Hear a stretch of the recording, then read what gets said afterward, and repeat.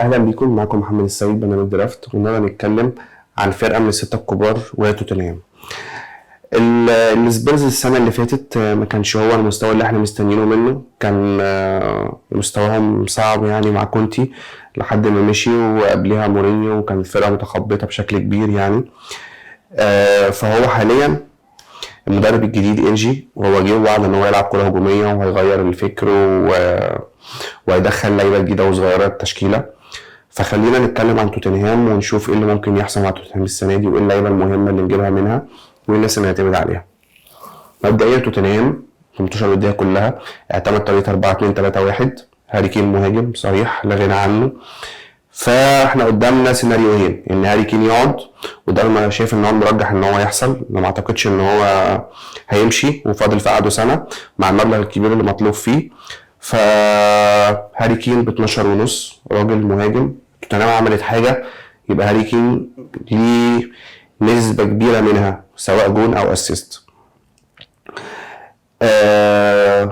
لو هاري كين مشي هيبقى ريتشارلسون هو المهاجم. ريتشارلسون موجود ب7، فممكن تعتمد عليه، بس دي في حاله لو هاري كين مشي. انما غير كده فريتشارلسون احتياطي مليون في المية. هننزل الثلاثه اللي تحت هاري كين. الصفقه الجديده نجم ليستر سيتي ماديسون. انا شايف ماديسون لو مش عارف تعتمد تجيب هاري كين في الاول، فشايف ان ماديسون هيبقى كويس جدا، بحيث ان هيكون عندك كفر من توتنهام حد تجيبه. ماديسون برضه فاولات، بيشوط من بعيد، في طريقه اللعب دي هيخدم على هاري كين كتير، وموجود ب7.5. فممكن جدا ان انت تجيب ماديسون، وهيبقى اعتقد ان هي صفقه رابحه. على الشمال سون مستوى نزل جدا من السنه اللي فاتت، ما نعرفش السنه دي هيبقى ايه في طريقه اللعب دي، هيبقى اداؤه عامل ازاي. سون موجود ب9. ما رجحش ان انت تجيب سون في البدايه او تبتدي بيه لحد ما نشوف هيرجع سون بتاع زمان ولا يبقى مستواه سيء. الناحيه اليمين كولوسوفسكي. الراجل ده جه كويس وعشمنا كلنا، ابتدينا بيه السنه اللي فاتت واعتمدنا عليه، واصابات كتير ومستوى سيء. فمش شايف ان هو ممكن يضيف جديد السنه دي يعني، الا اذا يعني طريقه اللعب فرقت معاه. هنيجي لخط الدفاع. لو هتجيب من توتنهام مدافعين فبيدرو بورو هو احسن حل. الراجل نزل ب5، شفناه السنه اللي فاتت في اخر السيزون، جاب جوان، عمل اسيستات، اداء كويس دفاعيا وهجوميا، ومفيد في الفانتازي، بيخش في البونص. فبيدرو بورو احسن حل ممكن تعتمد عليه في توتنهام في الدفاع. لو بتدور على حل رخيص فروميرو ضامن مركزه ب4.5. هيلعب. هو اصلا توتنهام بتدور على مدافع تاني تجيبه يلعب جنب روميرو، ولسه في مفاوضات مع لعيب زي تباسوبا وفان ديفان ان هم يجوا توتنهام، وغالبا في واحد فيهم هيجي ان هو يلعب جنب روميرو، يبقى كده الاثنين في قلب الدفاع. في بقى انا شايف اللي هو الريسك، شايف اللي هو الحاجه اللي برضو محدش بيتكلم عليها، ودي الحاجه اللي بتفيد ان انت تتابع الماتشات الوديه وان انت تقرا طريقه لعب الفرق. والحاجه اللي اعتقد ان هي ممكن تميزنا احنا كبرنامج عن اي حاجه تانية، ان بنجيب لعيبه ممكن ما نكونش ناس كتير اخده بالها منها. الباك الشمال في توتنهام طبعا قبل كده كان بريزيتش، كان بيبدل هو سيسينيون، بس ده كان في طريقه 3-4-3 او 3-5-2.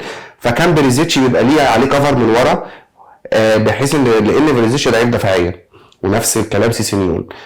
السنه دي توتنهام في الماتشات الوديه اعتمدت على باك شمال اللي هو ايدوجا ده كان توتنهام شارياه وراح عرا ودينيزي. انا شايف ان هو لعيب كويس جدا، هجومي، رخيص، سعر 4.5. لو فعلا توتنهام كان طريقه لعبها هجوميه ودفاعها متماسك، فاعتقد ان بيدرو بورو وايدوجا هيبقوا احسن حل من دفاع توتنهام. وايدوجا بسعره الرخيص ده ومفيش ناس كتير تعرفه او فكرت فيه، ولو اساسي هيبقى مفيد جدا. نيجي بقى لجدول توتنهام. والله الفرقه هتبتدي الدوري بماتشات، هيبتدوا برينتفورد اول اسبوع، بعديها المان يونايتد. طبعا ماتش قوي المان يونايتد، وتوتنهام من الفرق اللي هي قدام مانشستر ميبقاش ليها حظ. مانشستر على طول بتعمل عليها اداء وبتكسب، بس بعد كده المنتوشه قوتها هتبتدي